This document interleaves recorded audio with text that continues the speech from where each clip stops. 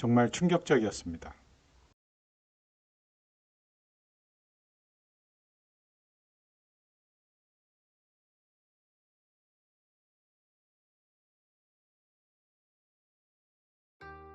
안녕하세요, 헝그리다입니다. 저의 영상을 보신 분들은 아시겠지만 저희 부부는 최근 직접 만든 캠핑카로 약 3개월간의 일본 여행을 다녀왔습니다. 이번 일본 여행을 준비하면서 저도 일본에 관련된 여러가지 정보들을 알아보고 준비했던 기억이 나는데요. 예상했던 것들도 있지만 그렇지 못한 것들도 있었습니다. 그리고 여행을 준비하면서 이건 어떨지 저건 어떨지 그리고 또 안되면 어쩌나 이런저런 고민들을 했던 기억이 나는데요. 그래서 캠핑카 여행을 준비하시는 분들께 도움이 됐으면 하는 마음에 저의 경험을 토대로 느낀 점이나 알아두면 좋은 정보들을 이야기해 보도록 하겠습니다. 그리고 이건 저의 개인적인 경험을 토대로 말씀드리는 겁니다. 그러니 이 말이 무조건 맞다 틀리다를 떠나서 서로의 상황이나 의견이 다를 수 있으니 참고만 하시면 될 것 같습니다. 먼저 일본 여행 시 알아두면 좋거나 5가지로 정리했고, 또 여행 중 느낀 문화적 차이도 5가지로 묶어봤습니다. 그 과정에서 문화적 충격에 가까운 경험도 있었는데요. 어떤 일이 있었는지 영상을 끝까지 보시면 알게 되실 겁니다. 정말 충격적이었습니다. 일본 차박 여행 시 알아야 할 것 5가지인데요. 먼저 일본 자동차 여행 시 반드시 알아야 할 최소한의 기본 정보입니다. 일본의 차량 통행 방법은 우리와 정반대입니다. 좌측 통행이고 교차로에서도 진행 방식이 다릅니다.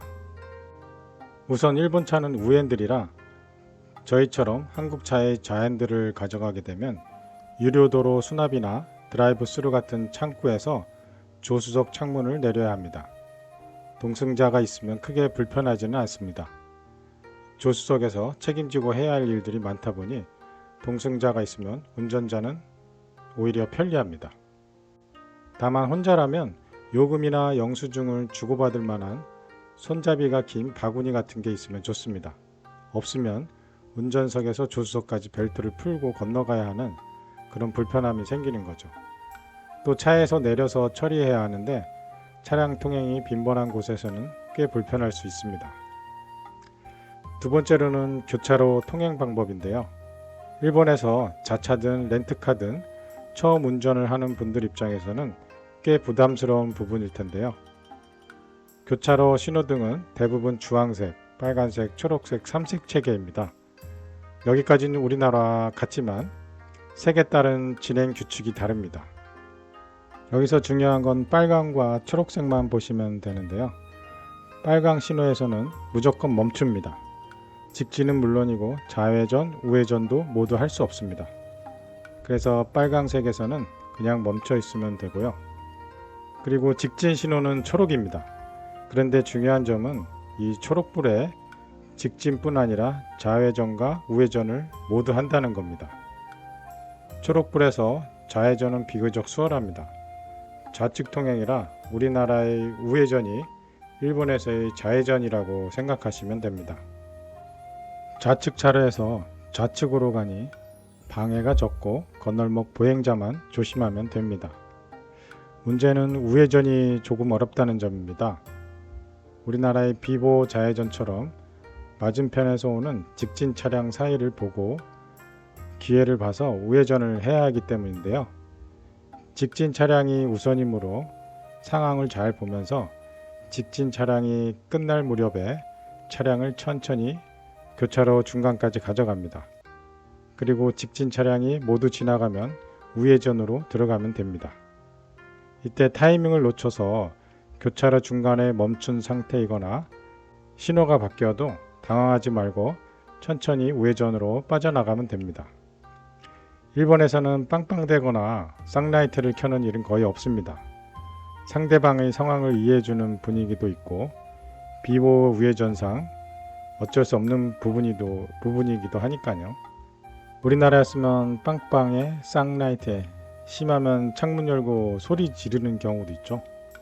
그렇게 대부분은 삼색 신호등이지만 차량 통행이 많은 도심이나 또 필요한 장소에서는 사색 신호등이 있습니다. 화살표로 우회전 또는 좌회전, 직진 신호가 표시되는 형태인데요. 우리나라처럼 옆으로 길게 있는 게 아니라 삼색 신호 아래나 위에 별도로 따로 붙어 있습니다. 그리고 그 위치에 따라 우회전 신호일 수도 있고 좌회전이나 직진 신호일 수도 있는데요.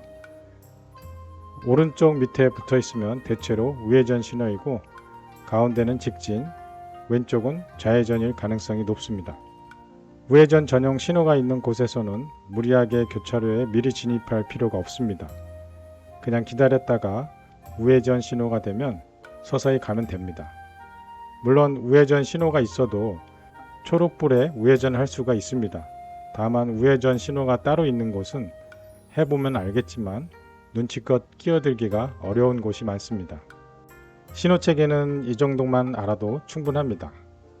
그리고 유턴은 딱히 정해진 곳이 없는 경우가 많습니다. 적당한 곳에서 상황을 보고 안전하게 유턴하면 됩니다. 처음엔 이게 중앙선 침범 아닌가 하고 당황할 수 있는데 일본에서는 다들 그렇게 합니다. 유턴뿐 아니라 주행 방향 기준으로 해서 오른쪽 가게나 건물에 들어갈 때도 그냥 가다가 깜빡이를 켜고 멈춥니다. 뒤에 차들이 있어도 그대로 멈춰서 중앙선 넘어서 오른쪽 건물로 진입하면 됩니다. 우리나라에서는 말도 안 되는 상황처럼 느껴지겠지만 일본에서는 크게 신경 쓰지 않는 분위기였습니다. 다들 그렇게 하니까요. 나중에 알아보니 일본 도로교통법상 노란색 실선, 여기는 추월 금지 및 횡단 금지 구역에 해당하고요. 일본에서는 흰색 중앙선이 많은데요. 여기에서 흰색 점선이나 실선 중앙선에서는 도로박 시설, 그러니까 진행 방향에서 우측으로 진입할 때 중앙선을 넘어가도 합법이라고 합니다. 뒷차도 다 이해하고 기다려주니 당황하지 마시고 깜빡이를 켜고 섰다가 오른쪽으로 진입하면 됩니다. 우리나라에서는 진행 방향에 왼쪽 점포에 가려면 유턴 구역에서 유턴을 해서 들어가야 하잖아요. 하여튼 일본에서는 유턴이나 우측 진입은 그렇게 하시면 됩니다. 다만 정말 위험한 구간이나 큰 대로에서는 유턴 구간이 따로 있으니 그런 곳에서는 지정된 유턴 구간에서 하면 됩니다. 마지막으로 토마레라는 교통 표지판이 있습니다. 이거는 일시 정지 표지판인데요. 운전하다 보면 이 토마레 표지판이나 아니면 바닥에 토마레라고 적혀 있는 곳이 많이 나옵니다. 이런 곳에서는 반드시 일시 정지를 해야 되는데요. 보행자 구간이나 다른 차로와 만나는 합류 구간이기 때문입니다. 이 토마레 구간은 경찰이 숨어서 단속을 하는 경우가 많다고 합니다. 일본도 경찰이 숨어서 단속하는 건 우리나라와 똑같습니다. 그러니 꼭 지키면 될 것 같습니다. 핵심은 멈출 듯 서행하는 게 아니라 정지선 앞에서 바퀴가 완전히 멈춰야 한다는 점입니다. 그리고 두세 대가 동시에 멈출 경우가 애매한데요. 이럴 때도 앞차가 출발한 후에 제 차가 정지선 앞쪽에 갔을 때 반드시 멈춰야 합니다. 무조건 멈췄다 출발하면 된다고 생각하시면 됩니다. 그리고 또 하나는 주차인데요. 주차 자체가 어려운 게 아니고 불법 주차가 안 된다는 겁니다. 도로 갓길 주차는 불법입니다. 범칙금도 크고 가보시면 알겠지만 불법 주차 자체가 거의 없습니다. 너무 없어서 오히려 스스로 불법 주차를 할 엄두가 안 나는데요. 물론 잠깐 볼 일이 있어서 세울 수는 있는데 그때는 한 사람이 차에 있어야 한다고 합니다. 그게 불법이 아니라는 뜻이 아니라 경찰이 와도 봐줄 수 있다는 의미인 거죠. 약간 급한 용무가 있을 때만 한해서입니다. 도로의 상황이 우리나라의 불법 주차 상황과는 차원이 다른 풍경을 보여줍니다. 마음 편히 무조건 주차장을 이용하시면 됩니다. 다만 주차장도 웬만한 곳은 유료라서 일본 여행 시에는 주차 경비를 여행 경비 일부에 계획을 세우셔야 할 것 같습니다. 두 번째는 일본 여행 시 쓰레기 처리 문제인데요. 아시는 분들은 아시겠지만 일본에서는 쓰레기 버리기가 상당히 어렵습니다. 거리가 워낙 깨끗하고 분리수거가 잘 돼 있어서 도로나 관광지에 쓰레기통이 거의 없습니다. 그래서 여행자 입장에서는 쓰레기 처리가 큰 스트레스가 되곤 하는데요. 첫 번째는 쓰레기를 최대한 만들지 않는 것입니다. 마트나 상점에서 물건을 사면 포장지 같은 건 버릴 수 있는 것에 한해서 해당 매장에 버리고 나옵니다. 그리고 생활 중 발생한 쓰레기 중에 페트병이나 캔 같은 것은 미츠노에키에 가면 쓰레기통이 있습니다. 그곳에 버리면 되고, 또 일반 쓰레기라고 해서 불에 타는 쓰레기라는 통이 있는데요. 재활용 이외의 쓰레기들은 그곳에 버리면 됩니다. 일본에서는 재활용 이외의 쓰레기를 불에 타는 쓰레기로 구분합니다. 그래서 재활용이 아닌 것들은 그쪽에 버리면 되는데요. 음식물도 불에 타는 쓰레기에 속합니다. 쓰레기 처리를 엄격하게 하기는 하지만 쓰레기 종류를 구분하는 것은 우리나라가 훨씬 더 세부적으로 분리하는 것 같습니다. 실제로 몇 달간 생활하며 관찰해보니 많은 일본인 여행자들이 미치노에키에서 작은 비닐봉투를 들고 나와서 쓰레기통에 버리고 가는 것을 많이 봤습니다. 물론 규정에 맞는 쓰레기만 넣어야겠죠. 미치노에키가 아닌 경우도 있는데요. 일본은 자판기 천국이라고 할 만큼 곳곳에 자판기가 있습니다. 설마 여기 자판기가 있어? 라고 싶을 정도로 예상하지 못한 곳에도 자판기가 있는데요. 이런 자판기 옆에는 항상 쓰레기통이 있습니다. 자판기에서 나온 음료수 용기를 버리기 위한 것인데요. 여기에 버릴 수 있는 페트병이나 캔 같은 것은 이곳에 버리면 됩니다. 당연히 비닐이나 종이 같은 다른 쓰레기는 버리면 안 되겠죠. 그리고 일본 쓰레기통의 특징은 입구가 페트병만 들어갈 수 있도록 구멍이 작습니다. 심지어 아래서 위로 버려야 하는 구조도 있는데요. 이때 2리터짜리 생수 페트병은 그냥 들어가지가 않습니다. 그래서 구기거나 비틀어서 부피를 줄여서 버려야 하는데요. 생수 구입 시에는 용기가 얇고 약한 걸 추천합니다. 저도 처음에는 같은 값이면 튼튼한 걸 구입했었는데요. 이것이 오히려 불편했습니다. 캠핑카에서 생수를 장기 보관해야 할 것도 아니고 쌓아놓고 있을 것도 아니기 때문에 오히려 페트병은 약한 게 좋습니다. 차박 여행을 하며 생긴 쓰레기 종류는 많지는 않습니다. 페트병, 캔, 비닐, 종이 이런 정도인데요. 미치네에게도 일반 쓰레기, 그러니까 불에 타는 쓰레기죠. 이런 일반 쓰레기 통이 항상 있는 건 아닙니다. 일본도 쓰레기 투기 문제로 일반 쓰레기통을 없앤 곳이 많다고 합니다. 그럴 때는 편의점을 이용하는데요. 물건을 안 사도 되긴 하지만 저 같은 내성적인 사람들은 발걸음이 잘 떨어지지 않더라고요. 그래서 음료수나 과자 같은 간단한 것들을 한두 개 사면서 버리면 됩니다. 그리고 쓰레기를 버리는 행위가 미안하고 눈치가 보이다 보니까 최대한 작게 만들어서 한 손에 움켜질 정도로 작게 만들어서 버리면 됩니다.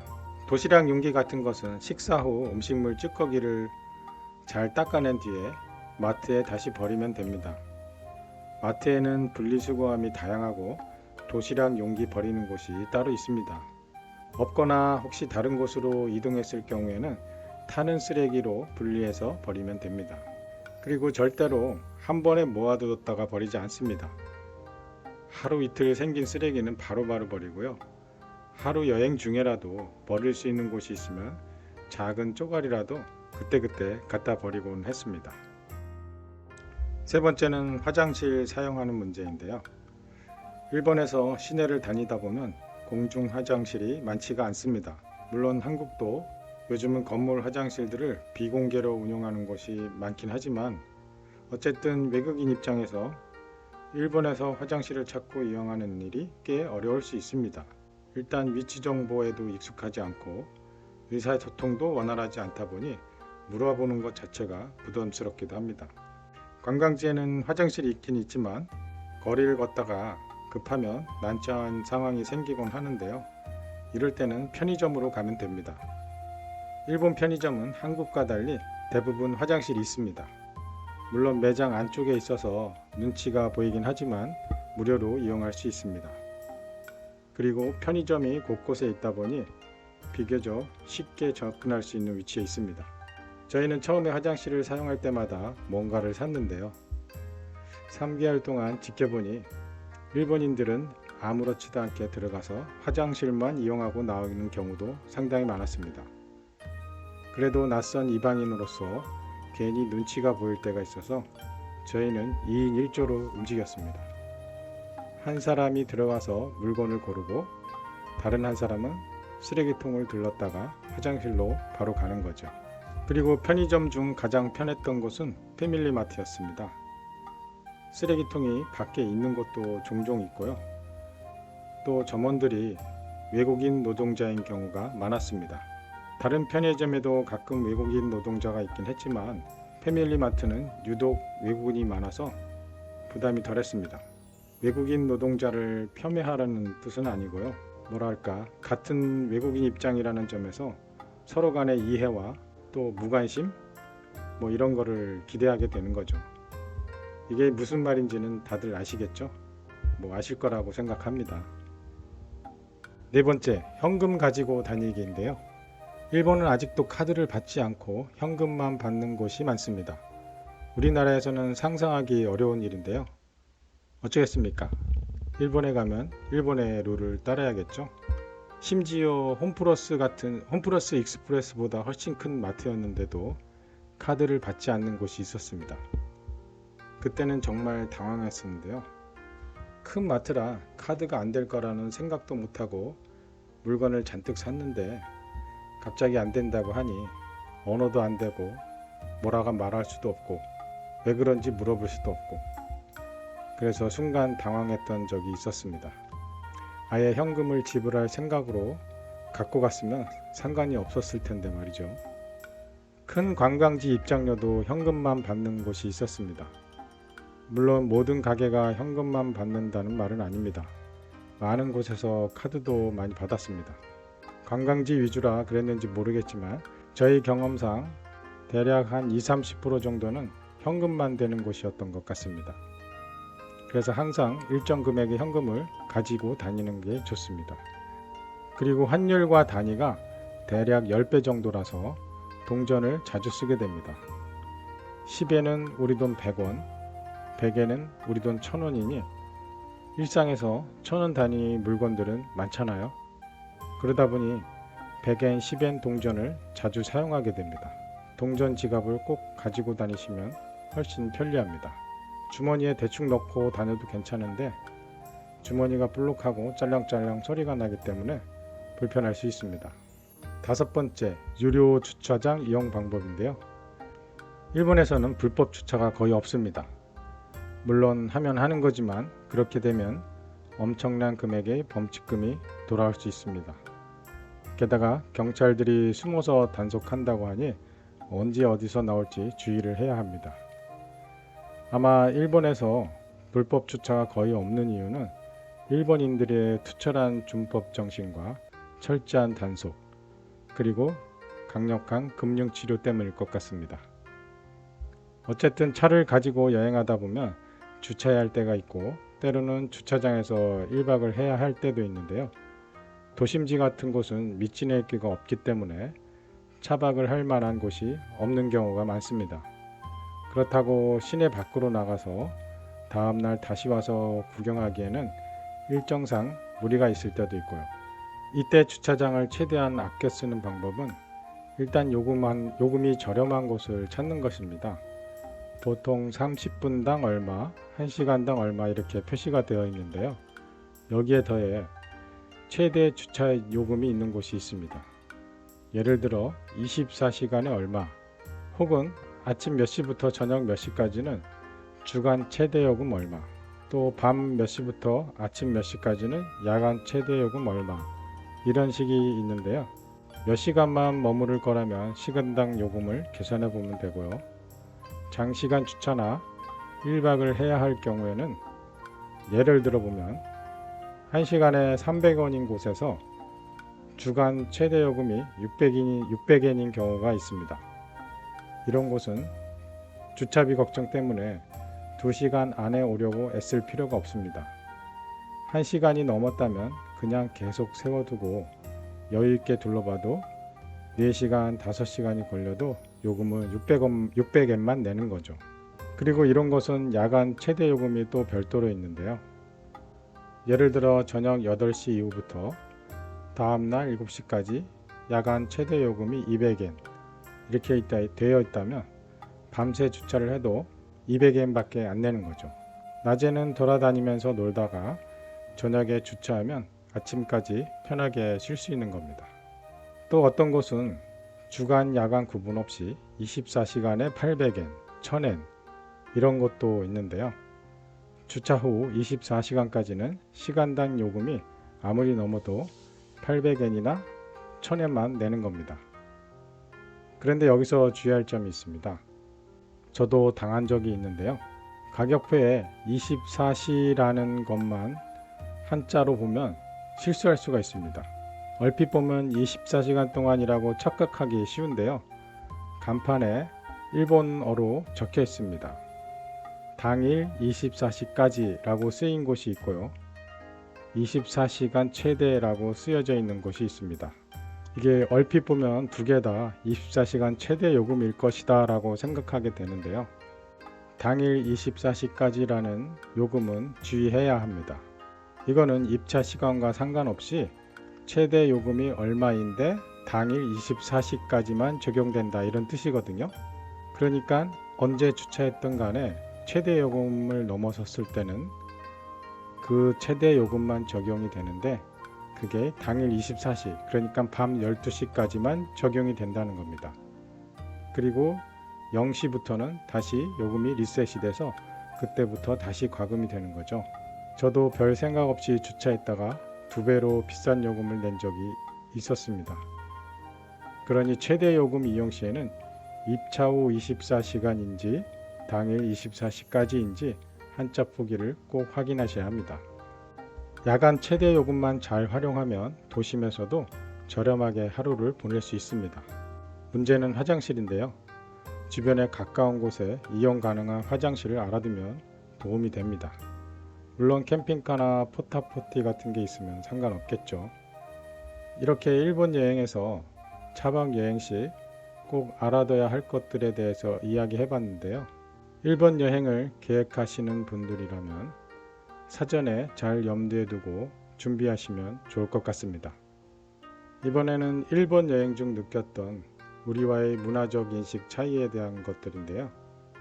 대부분은 약간의 의식 차이 정도라 큰 문제는 아니지만 알아두면 상대방을 불쾌하지 않게 만들 수 있거나 또 상대방의 행동에 대해서 오해하지 않을 수 있는 것들입니다. 그런데 이 중에 하나는 문화적 정서의 차이를 넘어서 아주 충격적인 내용도 있었는데요. 끝까지 시청해 주시기 바랍니다. 일본 여행 시 느꼈던 문화적 차이 첫 번째, 일본의 교통의식입니다. 일본에서 자차든 렌터카든 운전을 해보신 분들이라면 다 아실 텐데요. 일본 사람들은 운전을 천천히 하고 교통법규도 잘 지키는 편입니다. 일본 도로의 규정 속도는 상황마다 다르지만 보통 30, 40이 많습니다. 빠르면 50 정도이고요. 60이라는 표지판은 고속도로 구간을 제외하면 보기가 힘들 정도입니다. 제가 다닌 곳은 지방의 소도시라 그런지 40, 50이 많았고요. 좁은 길에서는 30도 꽤 많이 보였습니다. 그런데 도로에 차가 없는 곳에서도 일본 사람들은 그 속도를 유지하면서 달린다는 겁니다. 우리나라에서는 상상하기 어렵죠. 우리나라에서는 심지어 규정 속도로 가도 뒤에서 차를 바짝 대거나 빵빵거리거나 쌍라이트를 켜는 경우도 있잖아요. 일본은 그런 게 거의 없습니다. 다들 규정대로 천천히 달립니다. 한 번은 테스트를 해봤는데요. 제한 속도 50인 곳에 40 정도로 천천히 가봤습니다. 제 앞으로는 차가 없고 제 뒤로는 차가 여러 대 따라오는 상황이었는데요. 꽤 오래 그렇게 가도 빵빵거리거나 바짝 붙는 일은 한 번도 없었던 것 같습니다. 우리나라에서는 차가 없는 상황에서 제한속도 이하로 가는 게 이상한 상황일 수도 있지만 일본에서는 제한속도 이하로 가는 게 정상인 거죠. 원래는 이게 맞는 건데 역시 대한민국의 대명사인 빨리빨리 때문일까요? 그리고 보행자 우선의식도 강합니다. 지나가다가 건널목에 서 있기만 해도 차들이 무조건 멈춥니다. 멀리서 건널목 쪽으로 걸어가도 사람을 보면 차는 서는 경우가 많습니다. 보행자 입장에서는 고맙기도 하지만 너무 불편할 때도 있었습니다. 저희가 건널목 방향으로 걸어가는 거지 건널 생각이 없었는데도 차가 서는 겁니다. 건널목 근처에서 잠깐 대화를 하거나 휴대폰으로 자료를 검색해야 하는 상황에서도 차가 서서 기다리니 오히려 제가 미안해서 원치 않는 건널목을 걷는 적도 여러 번 있습니다. 그것 때문에 건널목 앞에 그늘이 있고 그래서 서 있고 싶어도 일부러 뒤로 멀리 떨어져서 땡볕에서 서 있었던 경우도 종종 있었습니다. 두 번째, 마트나 점포 계산할 때의 특이점. 여행을 하다 보면 식사를 하거나 군것질을 하거나 물건을 사는 등의 계산할 일이 많은데요. 그런데 일본에서는 돈을 주고받을 때 손으로 직접 건네지 않는 경우가 많습니다. 작은 바구니나 쟁반 같은 것이 있는데요. 그 위에 돈을 올려두면 직원이 가져가서 금액을 확인하고 거스름돈도 그 쟁반 위에 올려줍니다. 직원과 손님의 사이가 먼 것도 아닌데 바로 앞에서 그렇게 하니 처음에는 꽤 낯설더라고요. 저희도 처음에는 돈을 직접 주려고 했는데 직원이 계속 바구니를 밀어주길래 여기다 올려놓으란 뜻인가 보다 하고 그렇게 결제를 했습니다. 그러고 나와서 돈이 더럽고 세균투성이라 되도록 손에 안 닿으려고 하는 건가? 참 기분 나쁘네. 이렇게 생각했던 적이 있었는데요. 그런데 나중에 알고 보니 쟁반에 올려두면 서로가 얼마의 돈을 주고받았는지를 정확하게 확인할 수 있어서 오히려 고객을 위한 서비스라는 의미가 있더라고요. 이유를 알고 나니 이해는 됐지만 그래도 굳이 이렇게까지 해야 하나 하는 생각이 드는 건 어쩔 수 없었습니다. 그냥 한 번에 주고받으면 될 일을 바구니를 한 번 더 거치게 되는 거니까요. 또 마트 같은 곳에서는 캐셔가 물건을 포스기에 찍은 뒤에 옆에 현금 인출기처럼 생긴 기기에다가 카드나 현금을 고객이 직접 넣어서 결제해야 하는 경우도 있습니다. 이것도 돈을 직접 주고받지 않도록 만든 시스템이겠죠. 또 하나의 특이했던 점은 고객이 담아온 바구니에서 물건을 계산한 뒤에 다른 바구니로 옮겨 담아주는 것입니다. 우리는 계산하면서 옆에서 바로바로 장바구니나 봉투에 고객이 직접 담잖아요. 그런데 일본에서는 캐셔가 직접 하거나 옆에 보조원이 다시 바구니를 담아줍니다. 담을 때도 정성스럽게 마치 테트리스 하듯이 큰 공간과 작은 공간을 잘 맞춰서 차곡차곡 정리를 해 넣어주더라고요. 정성이 느껴지긴 하지만 글쎄라는 생각이 들 수도 있습니다. 바구니를 들고 몇 걸음 옮겨가서 결국 각자의 봉투나 장바구니에 다시 담아야 하니까요. 크게 의미가 없게 느껴지기도 합니다. 또 캐셔가 아닌 보조원이 따로 있는 곳은 인력 낭비가 아닐까, 그 시간에 다른 일을 하는 게 더 효율적이지 않을까 하는 생각도 들었습니다. 여러분은 이런 돈바구니를 통해서 주고받는 방식이 어떠신가요? 좋다고 느끼시나요? 아니면 거추장스럽게 느끼시나요? 댓글로 이야기 나눠주시면 재밌을 것 같습니다. 세 번째, 술집에서의 자릿세, 오토시. 저희가 도쿄와 마지막 날인 요나고에서 이자카야 같은 술집을 간 적이 있었는데요. 이런 곳은 음식값 이외에 자릿세가 있었습니다. 일본에서는 이걸 보통 오토시 또는 테이블 차지라고 부르더라고요. 저희는 술을 잘 마시지 않아서 평소에도 술집은 안주나 식사를 하러 가는 편입니다. 그런데 한국에서는 자릿세를 본 적이 없었습니다. 물론 해안가나 소래포구 같은 곳에서 회를 사와서 조리만 해주는 곳에 상차림의 명목으로 자릿세가 있긴 하지만 그건 경우가 달라서 이 상황과 단순 비교하기는 어렵습니다. 하여튼 주문하지도 않은 작은 기본 안주가 나오면서 1인당 300엔, 400엔, 우리 돈으로 3,000원, 4,000원 정도 하는 거죠. 이런 비용이 발생합니다. 일행이 4명이라면 자릿세만 15,000원 정도가 나오는 셈입니다. 간단히 먹고 가기에는 부담이 될 수도 있습니다. 맥주 한 잔에 꼬치 몇 개 먹고 금방 나간다고 해도 자릿세가 아깝게 느껴질 수도 있더라고요. 물론 오랜만에 떠난 해외여행인 관광객이라면 크게 개의치 않고 지불할 수도 있습니다. 몇천 원 때문에 여행을 즐거움을 망치고 싶진 않으니까요. 줄 서서 기다리는 작은 점포. 일본 여행을 하면서 식사 시간쯤 줄을 서서 기다리는 식당들을 많이 봤습니다. 지역을 잘 모르는 저 같은 여행객에게는 그 집이 엄청난 맛집처럼 보이더라고요. 그래서 저희는 와, 저기 맛집인가 봐, 우리 저기서 먹을까? 이런 말을 여러 번 하곤 했었는데요. 시간이 지나면서 조금씩 차이점을 발견했습니다. 줄이 많은 이유는 정말 맛집일 수도 있지만 대부분은 점포 내부가 작다는 점이 특징이었습니다. 앉을 자리가 별로 없는 거죠. 그리고 점원수도 한두 명 정도로 소규모 점포가 많았습니다. 우리나라라면 식당이 잘 되면 바로 점포를 확장하거나 분점 형태로 점포를 늘리는 경우가 많잖아요. 그런 점에서는 우리와 다른 차이를 느꼈습니다. 물론 이게 좋다 나쁘다라고 말할 수 있는 문제는 아닙니다. 사업에 대한 각자의 철학이 있을 테니까요. 집안의 작은 점포를 몇 대째 이어받기도 하고 크게 늘리기보단 한 분야에 집중해서 예술을 경지로 끌어올리는 모습이 일본의 대표적인 이미지처럼 보이기도 합니다. 좋게 말하면 장인정신이지만 한편으로는 더 크게 성장할 수 있는 잠재력을 스스로 누르는 게 아닌가 하는 생각도 들었습니다.